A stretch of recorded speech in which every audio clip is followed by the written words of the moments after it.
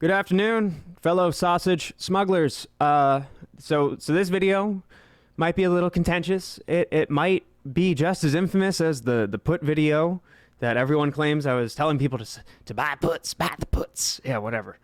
The good news is, if you're a rational human being and like other rational human beings value knowledge and actual reasoning and rationale more than your emotions and feelings, this might be a dream come true for you, because there's a lot of stupid shit on the internet, and we're not here to do that today. Don't fall for shit like this. This is, and it's not the organization's fault, but most people won't dive into this concept. There's gonna be a lot that's talked about here. I will try to simplify it, just like I did with the options video. Quote, I'm just going to get on with it. These food and beverage stocks are defying the stock market selling pressure. And they list Coca-Cola as one of the contenders. So let's go ahead and pull them up real quick, just for shits and giggles. Let's look at the daily.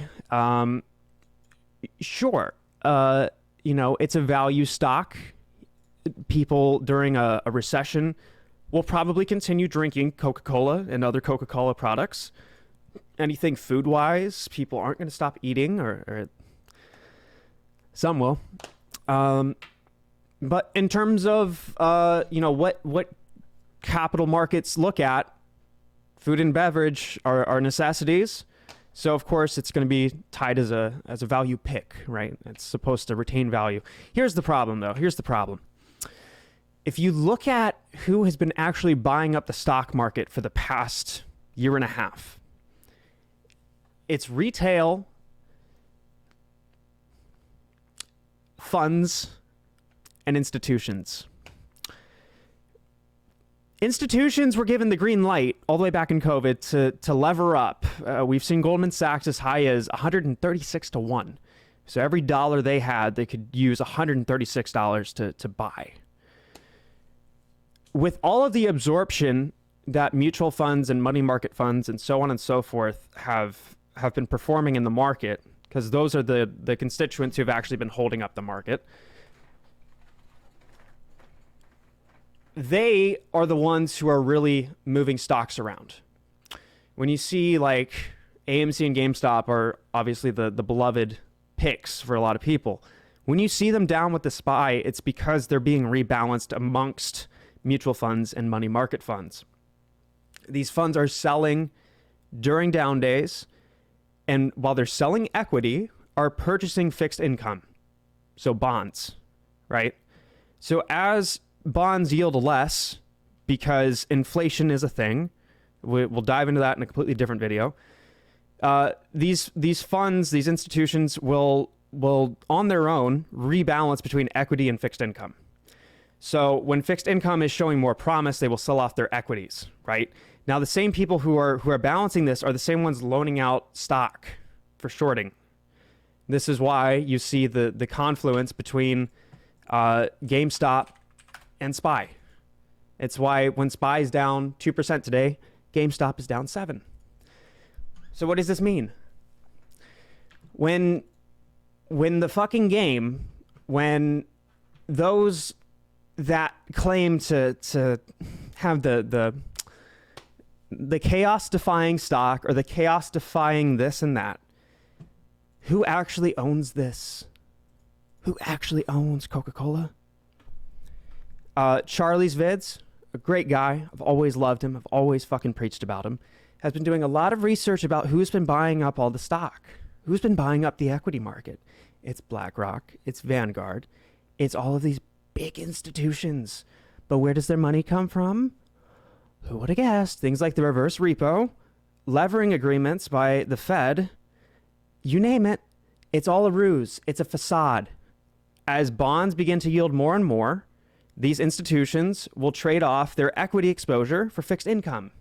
In other words, as bonds become more reasonable, when interest rates stop being dog shit, you will see a massive equity sell-off. That sell-off will then be replaced with bonds. This means that anything with a large institutional holding level will go down, and is going down. The caveat is because of retail's presence, a lot of people haven't been taking as many short positions as they've used to. As Bam has said in the past, this is a great point that no one seems to ever recite. Shorts in a market are these natural points of alleviation. They're the ones that actually will push the market back up because that's where they're taking profit. As the stock market goes down, you have a natural shock absorber that will push the market up. Those are the short positions that are taking profit. Because a lot of big players haven't been jumping into short positions the way they have in the past out of fear of retail. And anyone who's questioning that, just take a look at all the capital that's been put into the R&D department at JP Morgan. They've created so many different tools behind where retail is putting their money, where they're looking at. There's a lot of money that's been put into tracking retail. So when people are scared to take short positions, you have less shock absorbers in the market.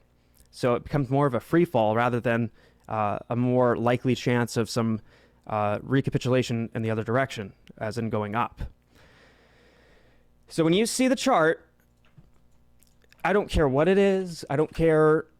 Out of like the 6,300 listed publicly traded companies on the NYSE and the NASDAQ, like 90% of them, 90%, if not more, have been bought up by BlackRock and Vanguard. Those same custodial agents, the people who hold those stock, are the same ones lending them, and the money that they actually bought that stock with isn't real. It's all levered. It's fucking make believe. It's the exhaust pipe to this engine of calamity that is the current economy. There's no value here. This is make believe. PE ratios totally fucked. Inflation is way higher than anyone of any official ranking ever claimed it could have made it to. This is so inflated, and this is where the profit machine churns. When there's no more growth to be fucking extracted from the equity market, you're going to see this thing crash, and then all of that capital will transition into fixed income bonds. We're seeing that right now. That's why the VIX hasn't gone up. That's why the VIX has been pretty much just stale, is because this is all delevering. This is not a chaotic sell-off. This is not anything that no one expected. This was fully expected, and that's why the volatility index has not had any knee-jerk reaction that we can speak of. This is pitiful. All in the meanwhile, the S&P 500 is down almost 20% year to date. This is SPX. So, if you look at SPY, went from a high of 480 down to the most recent low of 380. That's almost 25% right there. Year to date is down 18%. This is all just the beginning. This is just delevering. That's it. This is borrowed capital. This is rehypothecated collateral, all just churning. And it's now being realized that the show's over, but we're still going to dance to the echoing of the music. The music is being turned down, and very soon will be off, but it's still echoing down the hallways. And that's what people are still dancing to. This is a facade. This is bullshit. Do not fucking believe anything about stocks that are completely resilient to delevering or inflation. It's a crock of shit. There is no hedge. There is no hedge in this. There is no hedge. This isn't a debate about... This is not a debate of should I buy gold or silver. This is not a debate of should I buy crypto. This is not a debate of should I buy meme stocks. This is not a debate of should I buy bonds. This is not a debate of should I buy swaps of some sort or should I buy into an ETF. This is all contaminated. This isn't a problem like in '08 where it was real estate. This isn't a problem like in '01 where it was equities in the dot-com bubble. This isn't a problem like in '87 with crude oil. This is a U.S. dollar problem. All of these devices that you're speaking of crypto or commodities or real estate or whatever, you're valuing them ultimately by the dollar. It doesn't matter what you pick. There's no substance to any of these things because the thing you value them by is what is contaminated. That's the contagion. Just look at it. Look at a yield curve. It's almost gone negative if it hasn't already. The Treasury auction from, I think it was yesterday, underwhelming. There was like a 0.8% reduction in anticipated demand. So market participants are not looking at fixed income, and that's why you saw the market go up. There is nothing to hedge with. And right now, media and Wall Street and everyone else are either looking for it or they're pumping what they claim to be as a hedge. And there is no hedge right now. As far as like meme stocks go, like I have my money in those. And I also have a lot of cash just sitting right now. In terms of what it means for things that we all follow, until someone is either liquidated or realizes that there is no more room for down, that will be the buying pressure that pushes everything up, and it will be an atomic bomb of upward pressure, because there is so much profit that has to be taken by shorts, but there also is so much demand for raw equity, raw stock. And that's what is ultimately going on here. There's been so much borrowing, so much decadence by custodial agents. This is also something, this was a theme during the Overstock case, where mutual funds and pension funds got in on the action with naked short selling. That's why institutional ownership on AMC is at 180 million shares. That's over a third of the company. That is the real pool that is available of shares to borrow. I think Ortex last read 130 million were on loan, or I'm sorry, 130 million were marked short. Of 180 million that are on loan, or 150 million that are on loan, total institutional ownership is 180 million though. So ultimately it's 180 million shares that are actually available. And if you look, you will see that the on loan number of 150 million has been going up steadily as the utilization has been marked at 100%. So they are day to market adding new shares that are borrowable. And they are coming from these mutual and pension funds that are owned by BlackRock and Vanguard, the same ones who are financed by the Fed, who ultimately are getting their financing from the lack of power in the US dollar, which means that they're going to capitalize on that by participating in growth-based instruments of finance, aka stock. So all in all, there is no vanilla hedge in this market.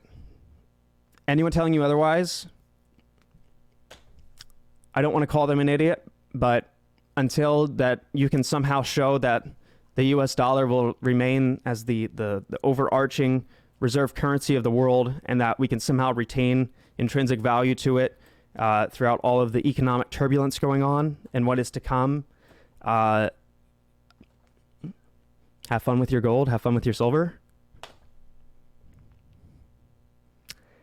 I don't know what to tell you.